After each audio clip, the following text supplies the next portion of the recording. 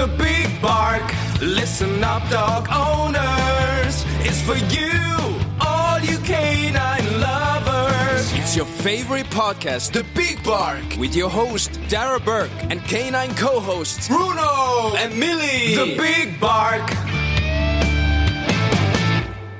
Hello and a big welcome to the Big Bark Podcast. I'm your host, Darragh Burke, and I'm joined, as always, by my canine co-hosts, Bruno and Milly. Bruno has just walked in the door there. He's going to be joining in for the audio part of the podcast, probably pulling everything off the table because he really loves to do that. He's actually sitting in underneath the table now. Bruno, are you not going to say hi to everyone? No, Bruno is gone shy. Milly is floating around there somewhere. She's just had to be fed, so she's happy out. Bruno has just laid down in front of me. He loves when I'm talking on like the phone or on a Zoom call or something, because he just loves to be a typical culture and come in and be like a pure little nosy doggy. Like, what's Teddy talking about? What can I listen into? But yeah. So, it's been a couple of weeks since we've been on air. Apologies for that. Apologies and yeah. I've had a bit of a cough in the last week, so that is the reason for the last week I haven't been on. And before that, I was away on holidays for a week, kind of up and down the old country. Myself and Jen went off to Killarney. Lovely, lovely spot. Beautiful spot. We stayed in the Lake Hotel in Killarney, and I would highly, highly, highly recommend it to anybody. Not sure if it's doggy friendly though. I don't believe so, but these two stayed with my dad, who was on the mend after a recent surgery. So, yeah, it's been kind of all hectic the last few weeks, but we're back. And we only have a few more episodes now to go before the end of this season. So, today, we are chatting with Samantha Rawson, and we are chatting to Samantha about puppy play. So we'll be chatting to Samantha about that a bit later on. We have no health hub this week, but we will have in our next episode next week. So we'll have a few more of those to come as well. But let's see what's in the news first of all. Dog news. I didn't actually prep anything really. Oh, well, I suppose one thing has been amazing, and this is something I want to focus in on today, which is absolutely wonderful news that we got this week, and Kim has been saved. You may remember that we had a lot of coverage on this over the last number of months, and Kim has been saved. Donal Rodgers has won his battle. Now, he did have to pay the so-and-so compensation of 5,000 as well as her €1,500 legal costs. But the judge in the appeal said that if Mr. Rodgers is able to satisfy the conditions laid down by the court in 4 weeks, the order to destroy Kim will be permanently stayed. It has been temporarily stayed on the basis that he takes under a certain number of obligations set up by the court. But he's absolutely delighted, and I think at this stage there was no way that this pulling down of Kim could have gone ahead. When even like celebrities like Ricky Gervais actually intervened and actually gave his support and gave his voice. So we are all absolutely delighted to hear that Kim has been saved, and it's incredible, and it means that going forward we might have hope of saving more dogs like this. Fair play to Donal's legal team who offered their services pro bono.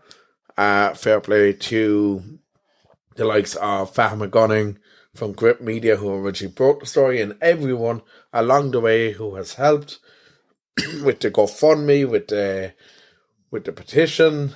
So everyone that's helped along the way, fair play, and it's just been a long road for Donal, but I do hope that he really has like a nice, enjoyable life now with him, and of course his other doggy as well.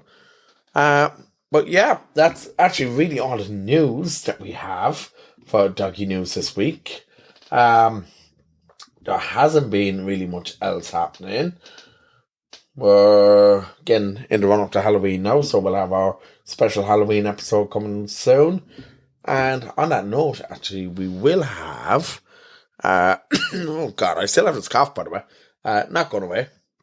So I won't be doing a very long show today. Yeah, so we will be doing a Halloween episode. We want you all to get in your pictures of your doggies in your Halloween outfits. However scary or spooky they look, please go to our Instagram page. All the details are there. Get them in before the 28th of October for your chance to win a €25 voucher. That is what we are offering. Not bad. It'll be for one of Ireland's leading pet shops, and we'll have more details on that next week, early next week. So get your pictures in, and we will have more details on the competition early next week. Coming up next, we check the Samantha Rawson about puppies and puppy play and the importance of playing with your puppy and building a bond with your puppy. Stay tuned. Clever Canines on the Big Bark is brought to you by the Canine College, run by champion dog trainer Samantha Rawson, a regular contributor to RT Radio and television. Samantha is a certified canine behaviour consultant and with 30 years experience in the field. She has the knowledge and understanding to help any dog. Our services include individual dog training, from basic to competition standard, assessments and behaviour consultations. The Canine College is set on 5 acres with a secure paddock and an indoor classroom. See thecaninecollege.ie or find us on Facebook for more information. And we're back once again on Clever Canines this week, and we welcome back Samantha Rawson. Samantha, welcome back to the show. Thanks, Darragh. So we had a good old chat last week about pups in the park and how you handled your own dog in a situation where he was a bit afraid and went in underneath the van. And we touched a bit on play last week and why it's so important to build a bond with your dog. So we're going to talk a lot more about play today and different ways that you can be creative with playing with your dog. So Samantha, like, just to recap, how important is play with your dog? Play for me, Darragh, is the cornerstone of my relationship with all my dogs. Because play is the magnet that keeps us connected. So when I'm letting my dogs off the lead, I really want them to kind of spin around and look at me and go, "What game are we playing?" So it's all about games and play, and all their training is done through games and play. So in the sports that I do, which is working trials and even some obedience, it's all done through play because that's how you motivate a dog. If a dog wants to work and wants to be with you, then it's not really work at all. Do you know what I mean? If you have fun what you're doing, you're not working, basically. And that goes for dogs as well. So play can be described as any kind of positive interaction between you and your dog. So it doesn't have to be through toys. I mean, some dogs will love to play with balls.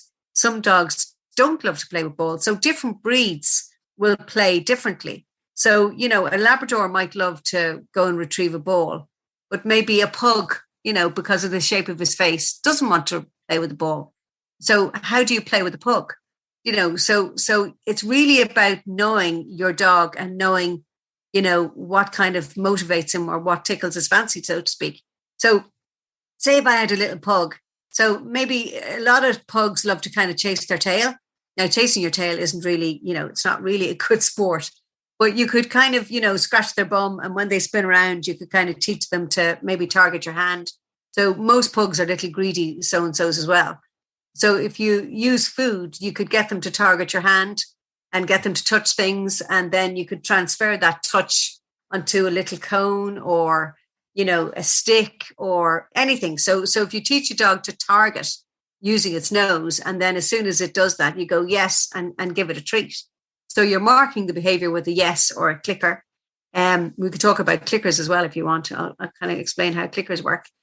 But you're basically marking the behavior you want with a yes, and then you're giving the dog some food. So with food, so say if a dog doesn't want to play with toys specifically, food can become a toy. So if you have a large piece of food, like a big visible treat or a big piece of sausage, it has to be visible to the dog. So again, you get the dog to come and touch your hand. Good. Throw the food down the room. It runs after the food. You call it back and then, get it to touch your hand again. So it's basically just playing a game of relay of coming, touching your hand, and you throwing the food, it running down the room. As it comes back, you're calling it. So you're doing some recall training while you're doing that. And then it touches your hand again and you throw more food. So that's just called a food relay. It's just a relay game, really. And then you could incorporate that into getting the dog to run around your legs. You can use food to lure them to run through your legs, or to run through your legs and touch something and run back again. So play doesn't have to be of any duration either. Play could only be 3 minutes. So some dogs get bored really quickly. So it's not about the amount of time you spend playing with your dog. It's about the interaction and the level of kind of enjoyment and positivity. So I wouldn't worry at all if the dog is bored after 5 minutes. That's fine. It doesn't matter, because you can build it up and build it up and build it up. So it's about being creative. It's not about going, oh, my dog won't play with toys. All dogs play. It's about knowing how your dog wants to play and kind of tuning into it and seeing what kind of tickles its fancy, so to speak. And Samantha, how important is play for developing your dogs, I suppose, to a mental stimulus as well, for keeping them stimulating, and developing their brain power as well? It's a really good question, Darragh. Yeah, I mean, dogs love to play. Dogs are naturally, I think the reason why we have dogs is that they bring out the child in us, So, dogs are kind of domesticated puppies, if you like, that they almost never get to develop into adulthood. So they always have that kind of puppy streak in them. So they're always kind of up to mischief. And if you can tune into that, it's really important. And again, you're dead right in that it's really good for mental stimulation and emotional stimulation as well, and connecting between you and the dog. So say, the dog isn't a run around dog or isn't a kind of an active dog. You could start putting treats in under cones or under cups and, getting them to search for it. So swapping the cups around. So you put yourself, you put the treat under a cup, let it see what cup you put it under, and then swap them around and ask the dog to sniff and find the treat under the cup. You could show the dog you putting a treat under a cushion and do that a couple of times, and then put the dog out of the room, put the dog in the hall, and then hide a treat under a cushion, a different cushion, and bring him in and ask him to go find the treat. So you can do loads of stuff in the house. And the other thing is now as well that people will often use bad weather as an excuse not to exercise their dogs. You don't have to go out for a walk in order to exercise your dog. Play is how you exercise your dog in bad weather. So the dog doesn't necessarily have to be put on a lead and taken out in order to be exercised. If you're engaging and you're playing and you're being creative and you're asking the dog to use its nose, and by using its nose, you're also asking it to use its brain, because it has to kind of use its nose and figure out where the treat might be. And then when you're there to go, "Hooray, super baby boy," that's all building that relationship and building that bond. So it's never an excuse not to exercise a dog on a rainy day, because you don't have to go outside. Yeah, that's very true. There's always there's always something that you can do in your own house with the dog, even if it's just throwing a tennis ball up and down the hall, even for a few minutes. Like that's what I do with Milly. Bruno doesn't really bother with balls at all, but Milly loves just chasing the ball through the house. But there's another interesting thing that I've come across recently, Samantha, and it's something called, from what I believe, it's called play mats. These mats with all these different buttons Oh, right. Okay. And each button apparently has this different meaning or means a different word, and it's something about teaching your dog how to actually communicate through these different buttons on these mats. It looks really interesting, and I suppose like Okay. what my point is, the technology that's coming out now, like even for dogs, there's all these different new ways to actually, I suppose, have fun with your dog as well, and kind of enhance their brain power as well while you're doing Yeah. it. Yeah. I mean, I suppose the thing about kind of licky mats was basically licky mats were invented to kind of distract a dog when it's in a stressful situation like the vets. Licky mats can be great. So, and also there's an Irish company, Canine Connectables, which have kind of, connectable toys that you put treats in, and the dog kind of almost pulls the toy apart to find the treat. But I suppose what's really important about play is that you, the owner, are involved. Sometimes when people talk about enrichment toys, it's about giving the dog something to do when it's on its own, which is totally separate from what I'm talking about. I'm talking about the owner being part of it. So I suppose the thing about if you're going to give a dog some kind of engagement or toy when it's on its own or when you can't be with it, it's really important to remove that toy when you are with it. There's no point in leaving, an enrichment toy around when you're there. I haven't seen that kind of buttony thing. You must find a link for that and send it on to me. I kind of haven't seen it. But nose work, again, most dogs can use their nose. I mean, all dogs can use their nose. So hiding things and getting a dog to sniff things out is a great way to exercise any dog. So again, let's say you're a Labrador. So if a Labrador is mad about chasing a ball, have you ever hidden the ball? Have you ever kind of held onto the dog, thrown the ball into, long grass, or got, Jenny's your girlfriend's name, Darragh, isn't it? Or your fiance, should I say? Jen, yeah. Jen, yeah. Get Jen to hide the ball in long grass while you turn Bruno around and then send him to find it. Labradors love that kind of thing, because a Labrador was essentially a gun dog. So he would have been, retrieving game. So Labradors love to search. And the great thing about nose work in general, or getting a dog to use its nose, is they tire very, very quickly. A dog can really only actively use his nose for about 20 minutes. And then he's a bit knackered. So it's a great way of tiring out your dog if you're short on time. So they love hiding and seeking. They love all that kind of stuff. And you can do that, as I say, with any dog, either inside or out. It doesn't have to be, in a big field. It can just be in the house, or as you say, in the garden. But maybe just start hiding things, or hiding a little bit of food, or hiding the ball, or even people.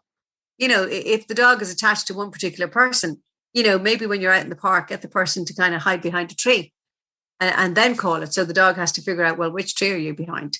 So it's to make things just a little bit more challenging, but the dog actually has to use its nose and use its brain to figure things out.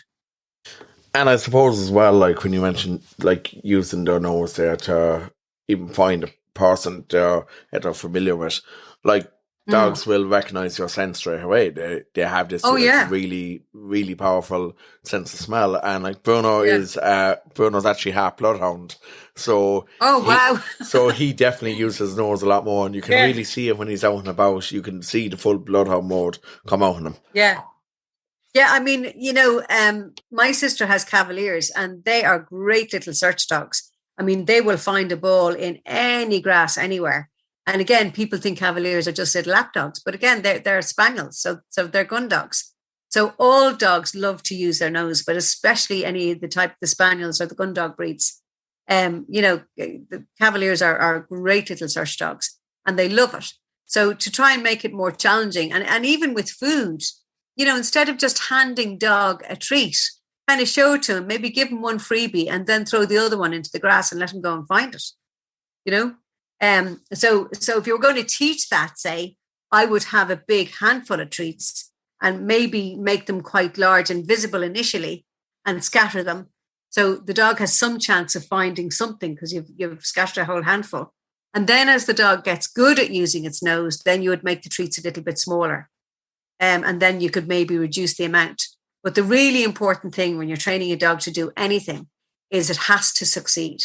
You always have to let the dog be successful because success breeds success. So it's really important that the dog knows how to succeed before you make it challenging. Sometimes people make things too difficult for the dog. So you have to make it easy, easy, easy. And then slowly as the dog gets the idea, you can make it more challenging. Fantastic, Samantha. And look, we'll leave it at that for today. That was a lot of information and great to hear a bit more about nose games as well and training your dog to use her nose to retrieve treats. So what we'll talk about probably next week then is we're going to look a bit more at reactivity in dogs and I suppose look at maybe unwanted behaviour as well. Great. Clever Canines on the Big Bark is brought to you by the Canine College, run by champion dog trainer Samantha Rawson, a regular contributor to RTÉ radio and television. Samantha is a certified canine behaviour consultant and with 30 years experience in the field, she has the knowledge and understanding to help any dog. Our services include individual dog training from basic to competition standards, assessments and behaviour consultations. The Canine College is set on 5 acres with a secure paddock and an indoor classroom. See thecaninecollege.ie or find us on Facebook for more information. And a huge thanks again there to Samantha Rawson for joining us on Clever Canines this weekend. Very insightful information as always. Samantha will be back again on our show early next week because we're doing a double episode next week and she'll be back with hers next week. That's all the time that I have for today and that's really all that I wanted to really bring up.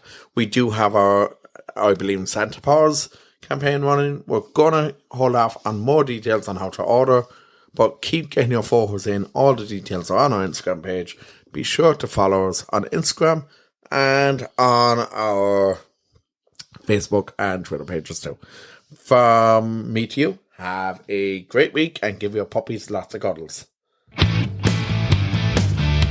The Big Bark, listen up dog owners, is for you, all you canine lovers. It's your favorite podcast, The Big Bark, with your host Darragh and canine co-hosts Bruno and Milly. The Big Bark.